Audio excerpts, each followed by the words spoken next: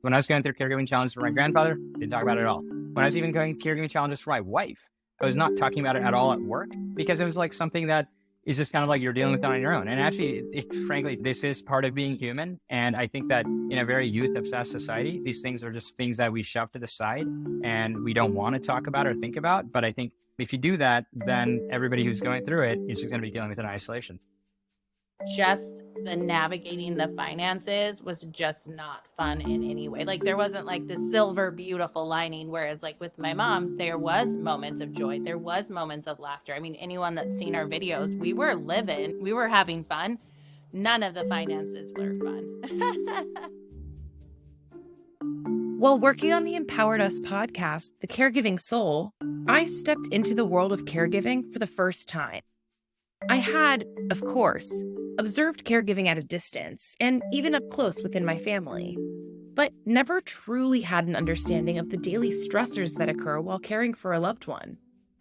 Through these conversations with our guests and other chats I had while preparing for episodes with our host, Neal, I realized that the emotional stress is just one component. Oftentimes, when a person becomes a caregiver, they're tasked with juggling work and care.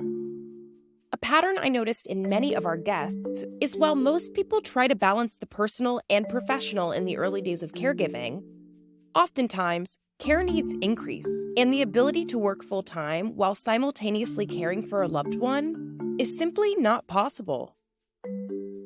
But for many people, the financial component of care is simply too much to bear without steady income. So what can a caregiver do when trying to balance work and finances with giving their loved one the care they need? Hello and welcome to the Hidden Costs of Health. In this show, we're exploring the burden of medical expenses in this country and how a health event can quickly spiral into financial toxicity. I'm Allie Sandler, a producer for Empowered Us. According to a 2021 AARP report, the United States has around 48 million unpaid family caregivers who are not only dedicating their time and efforts to the well-being of their loved ones. 3/4 of the family caregivers surveyed reported spending an average of $7,242 annually on out-of-pocket costs related to caregiving, such as medications and additional supervised care. This is before additional personal costs, such as childcare, in order to provide care for their loved one. On top of that, 6 in 10 caregivers are currently working either full-time or part-time. While generating income and professional goals contribute to this statistic, what makes things even more difficult is that health insurance and family income often depend on a caregiver's ability to work.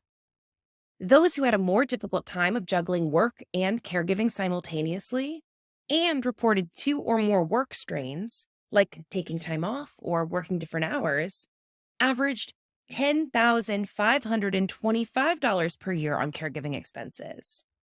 Caregivers may have a greater awareness of the costs of care and may feel even greater pressure for meeting the financial responsibilities of care than their loved one. So, they sacrifice their own health and financial well-being to try to meet the demands placed on them. My name is Patti LaFleur, and I am the former care partner for my mom, Linda, who had younger onset dementia. If you're currently on social media and part of the caregiving community, chances are you know Patti LaFleur. She posted the daily experiences of her and her mother while being a full-time care partner. Since her mother's passing, she has continued to be an advocate for other care partners. She shared her story from the emotional perspective on the Caregiving Soul, but I wanted to touch base with her again to learn more about her caregiving experiences from the financial side. So I think one of the biggest financial changes that having my mom moved in with me that I actually noticed was in our grocery bill. So my mom, in addition to having dementia, had type 1 diabetes. So she had some very specific nutritional things that we had to be very cautious of. So I really noticed how much more expensive it was just in our weekly grocery bills. In addition, she required a lot of medical supplies or supplies for incontinence and personal hygiene. And so those additional costs on our groceries or at Costco or on Amazon were pretty challenging to navigate because those were some of the just regular bills that we had that I wasn't prepared for, right? These little additional costs really added up at the end of the month and posed a challenge for planning because I didn't know what her progression was going to look like. So, was I going to need more medical supplies or what kind of medical supplies? And in addition, I didn't receive any formal training as a caregiver. So sometimes I bought things thinking they would be helpful and they ended up not being helpful. So then I had to navigate having a whole bunch of medical stuff, wanting to get them to the right other care partners, but really not knowing how to go about doing that while also caring for my mom. Let's talk about the choice to leave your job to care for your mother. What was that like for you from a financial perspective? Yeah, so I never thought that I would quit teaching. I always had wanted to be a teacher, and that was just my passion. But my mom moved in with me, and I tried to continue working and caring for her I did that for about a year and a half, and it was just too challenging. I felt like I couldn't give 100% to my mom, 100% to my job and even give myself any time. But by quitting my job, that added in a financial burden. So my husband and I went from a dual income, no kid life to one income. And how are we going to be able to support my mom with just one income now? The cost of care is outrageous.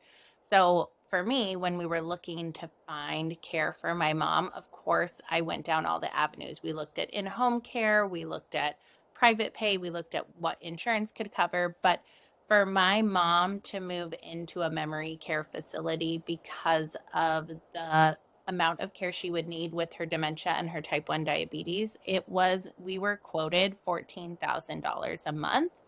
And that was just not something that was feasible or really made sense for us. So there's this piece around the fact that you can't afford other care.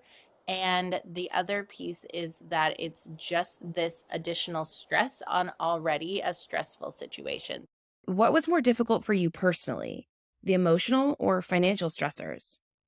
I mean, navigating the financial aspect is extremely challenging. I would say that to me, that is 100% more challenging than navigating the emotional, actual caregiving. I think the things that make the financial piece hard is obviously you're unpaid as a family caregiver. You have little resources, little support from the government, but there's also all of these other financial things that you have to be navigating. You have to have the power of attorney for finances. You know, when the person passes, you are responsible for paying these and doing their taxes and reaching out to the bank and reaching out to all these different organizations. Today, I actually just got off the phone with the benefits department that told me they had overpaid me when my mom had passed. She had somehow gotten an extra check when my dad had passed. And so then I'm now having to pay back that check, I don't know, a year and a half later. So the multitude of phone calls and emails and letters and navigating just those pieces, all the account numbers and all the phone numbers and all the social security numbers, it's that piece to me was so much more challenging and frustrating and aggravating than the care, right? Like providing care for my mom was an act of love and was something that we were a partnership and I was supporting her in that moment. But just the navigating the finances was just not fun in any way. Like there wasn't like this silver, beautiful lining. Whereas like with my mom, there was moments of joy. There was moments of laughter. I mean, anyone that's seen our videos, we were living, we were having fun. none of the finances were fun. Patty's decision to leave her job wasn't made lightly. As she explained, the expenses associated with providing full-time care for her mother were simply too high, making it financially unfeasible for both her and her husband. She wanted to ensure her mother was given the care she needed, which meant leaving the career she always dreamed of having, all the while remaining acutely aware of the cost of care itself. There's an undeniable sense of frustration when you must confront the reality of being unable to afford the care your loved one requires while still maintaining professional aspirations and carving out precious personal time. But Patty's story around finances and leaving her job to care for her mother is a pretty common one. So common that I wondered how a solution wasn't already in place to support family caregivers facing this dilemma. Then, I found out about CareYaya. My name is Neal Shah, and I'm the CEO and co-founder of CareYaya Health Technologies. When Neal was 35, at the peak of his career, his wife became severely ill with an aggressive cancer diagnosis. He became the primary care partner, taking sabbaticals from work to take her to appointments and care for her. Luckily, she has now been in remission for almost 3 years. But this experience showed Neal the difficulties of finding affordable care options. And thus, his social enterprise, CareYaya, was born. CareYaya functions as an Uber-like technology for caregivers, where you can book a caregiver directly without needing to go through a local care agency, pay big markups, or sign contracts, all for the price of $15 an hour. These caregivers are vetted, background checked, and continually reviewed. How does it all work for this price? Uniquely, all of the caregivers on CareYaya's platform are college students who are aspiring into healthcare careers. So think about our doctors, nurses, physician assistants of tomorrow, physical therapists, occupational therapists. In my biased opinion, this is the best care workforce in the country that is currently not able to participate in the care economy because they're full-time students and they need to be doing caregiving at flexible hours around their schedules. And because we charge no middleman fees, the caregiver ends up getting paid the full amount that the family pays. So it's kind of win-win for both sides. Neal and I spoke about how in the traditional care economy, one of the reasons many family caregivers take on such a large role in their loved one's care is due to the hourly cost of career caregivers. According to the Genworth Cost of Care Survey, the national average for in-home care is around $27 per hour. This rate, of course, fluctuates depending on where you live and the type of training your caregiver has received. This figure becomes particularly daunting when your loved one requires full-time care.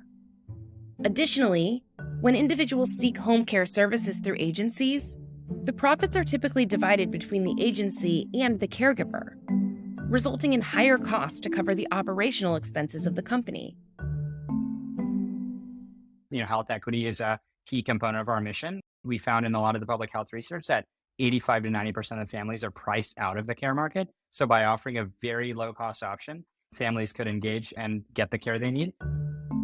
Neal had a personal story as to why he felt inspired to begin CareYaya, but he understood that he was not alone in this struggle. Harvard Business School did this research study called The Caring Company, where they were talking about how employers are failing to meet the care needs of their employees. And they said 1 in 3 people in their career have quit a job due to caregiving needs. And believe it or not, most people think it's childcare. And I think that the US employer system has started to address the childcare issues, maybe not perfectly so, but in the last 10, 20 years, people have realized that. But interestingly enough, 60% of people who quit their job is due to elder care or a spouse with serious illness care. And employers do not offer that at all. It's the biggest gap in employee benefit. The socioeconomic impact is that people who can least afford to interact with the external care industry are the ones who are then quitting their jobs to do the care themselves. Those are the reasons people quit. And I think it's because the care industry is so expensive. And it's a direct loss to people of moderate socioeconomic backgrounds who have to leave the workforce to do the care themselves. The statistics are really mind-boggling. And I think that this creates a tremendous amount of financial pressure on the family caregiver. It results in career burnout. And then ultimately it results in physical health toll. And I think that's another underappreciated thing, that 1 in 3 people who end up as family caregivers report their own physical health has taken a toll for the worse. So the societal impact here is massive. It shouldn't be that way. So the work you're doing is obviously a huge step in the right direction for providing affordable care options in the US. But what, in your opinion, needs to evolve for this discourse to gain acceptance and implementation at the government level?